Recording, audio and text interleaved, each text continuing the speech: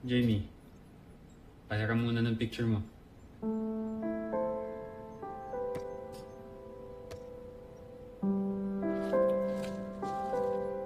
Alpha. Nice. Tay. Ito si Jamie Robinson.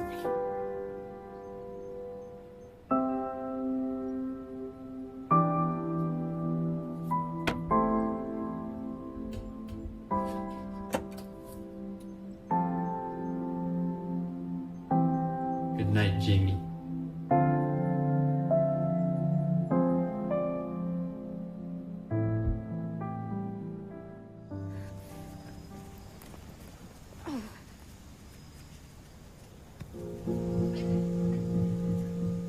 Wala na siya. Wala na siguro siya. Ano? Kaya pa bang tumakbo?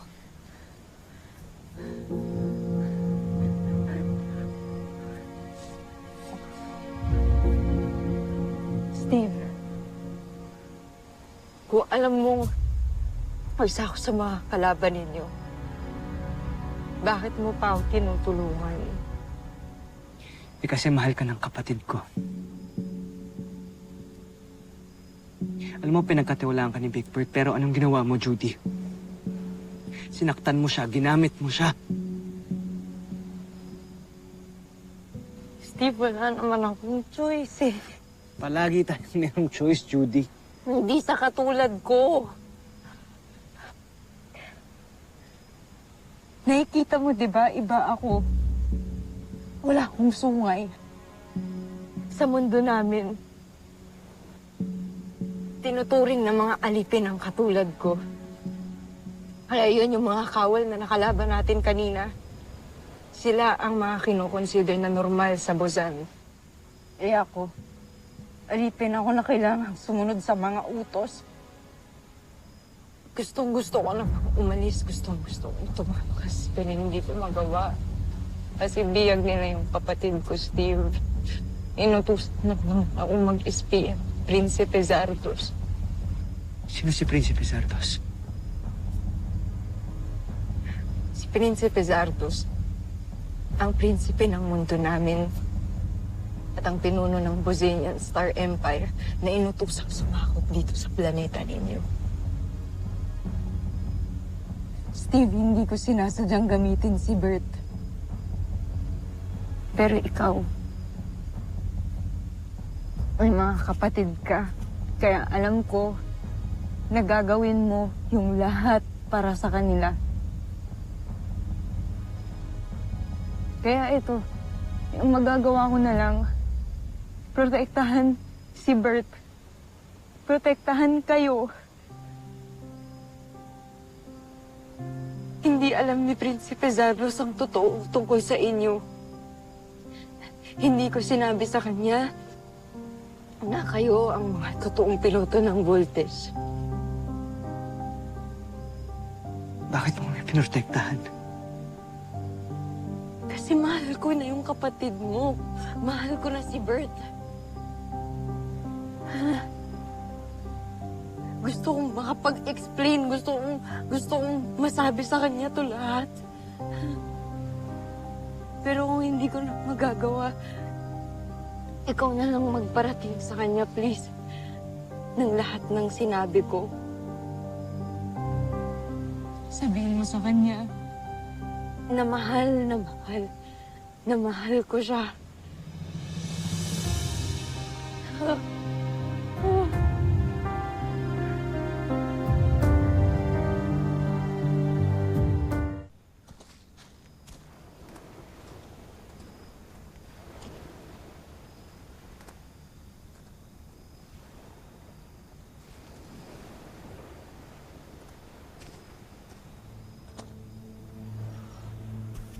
Kuya, ano, nakita mo si Judy?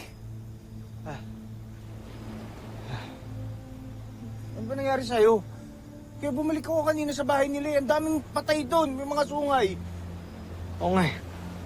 Paaway ako kanina, sumugod yung mga sundalong Bozanian. Halika na, kailangan na nating umuwi.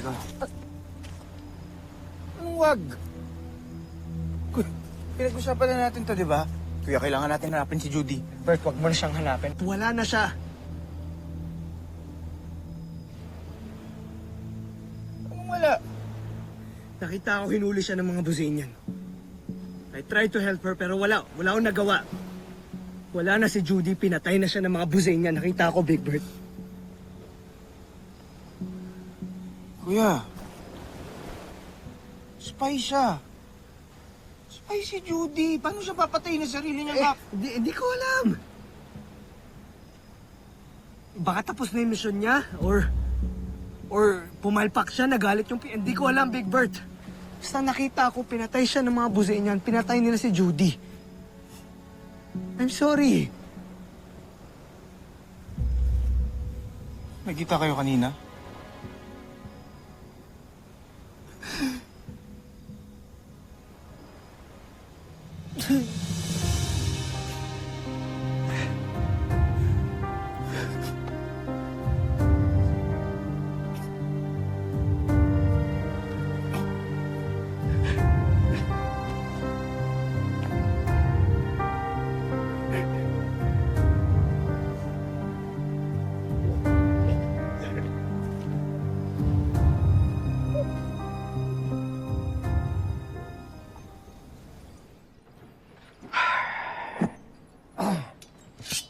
Hindi sila nagpaalam sa akin.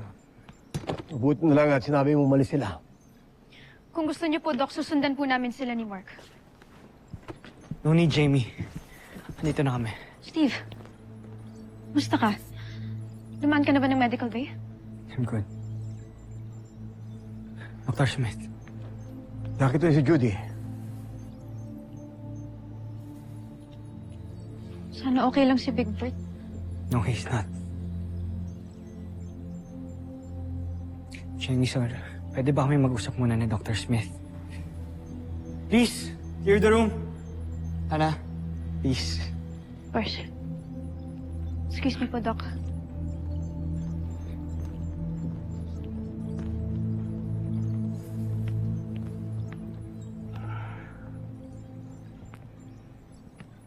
Nakita mo si Judy. Yes, Dr. Smith. Pero wala pa nun si Big Bird. She even admitted the truth na isa siyang spy ng Bozania. But don't worry, Doctor. Tumiwalag na siya. Hindi niya pinahamak ang Voltes team kay Prinsipe Zardos. Wait. Prinsipe Sardos. Yes, Dr. Smith. Siya yung leader ng Bozanian forces. Siya yung may gustong sumakop ng planet natin. Pero iba ho si Judy. Naniniwala ho ako sa kanya. Alam kong mahal niya talaga si Big Bird. Kaya niya tayo pinotektahan eh.